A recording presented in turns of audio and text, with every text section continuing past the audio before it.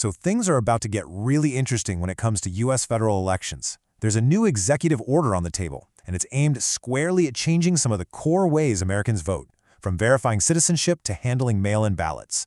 So what's actually in this thing? This quote, which the White House posted right when the order was signed, really gets to the heart of the administration's stated motivation.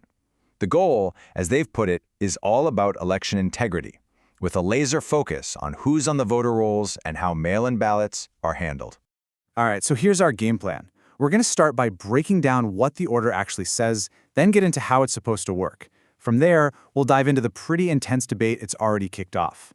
We'll even look at a real-world case study in California before we wrap up with what's likely to happen next. Okay, so let's get right into the nuts and bolts of it. What exactly is this new mandate all about? The official title is, a bit of a mouthful, but here's the bottom line. This order, which was signed on March 31st, 2026, really does two main things. First, it tells federal agencies like Homeland Security to give states a hand in confirming that every voter is a citizen. And second, it puts the U.S. Postal Service on the hook for creating brand new security and tracking rules for every single mail-in ballot.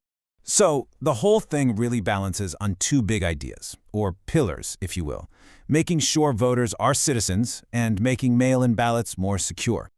So you've got these two main thrusts.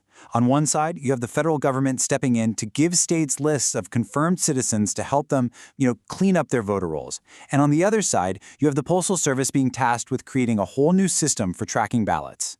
Let's take a look at how each piece is actually supposed to function. Okay, so here's how this citizenship list part is laid out. First, the Department of Homeland Security and the Social Security Administration get together and build these lists of confirmed citizens, state by state. Then, they send those lists to the states 60 days before an election. States can then use these lists as a tool. But, and this is a really crucial point, Step 4 makes it clear that the states are still in the driver's seat. They still control their own registration. These lists are meant to be a resource, not a federal takeover. Now let's look at that second pillar, mail-in voting. This part basically sets up a new national standard. Ballots have to go out in these secure, clearly marked envelopes, and every single one needs a unique barcode so it can be tracked. But here's the real game changer. States now have to give the Postal Service a pre-approved list of eligible voters 60 days ahead of time, and the USPS will only send ballots to the people on that list, period. Now, as you can probably imagine, making changes this big has kicked up an absolute political firestorm. And it really brings us to the center of this classic tug-of-war, election security versus voter access. And believe me, it is a fierce debate. The ink was barely dry on this thing before both supporters and critics started drawing their lines in the sand. They're arguing about everything from whether it's even legal to what kind of impact it could have on actual voters. Supporters are basically saying, hey, this is just common sense. They argue it strengthens laws that are already on the books, brings much-needed transparency to mail-in voting, and just generally helps states make sure only eligible citizens are casting ballots. But on the flip side, critics are pushing back hard. They argue that actual cases of non-citizens voting are incredibly rare and that these new rules are just going to create logistical nightmares that could end up preventing eligible people from voting. They're calling it a massive federal overreach into something states are supposed to run. Okay, so to really get a feel for how this whole debate might actually play out in the real world, we've got to look past the high-level talking points. And for that, we're going to lean on some excellent local reporting. Specifically, we're pulling from an article by Shasta Unfiltered, which is a great news outlet that really focuses on what's happening in Northern California. It's their detailed reporting that gives us the perfect case study to dig into. And that case study is, you guessed it, California.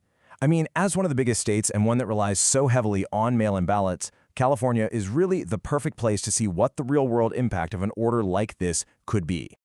Just get a load of this number.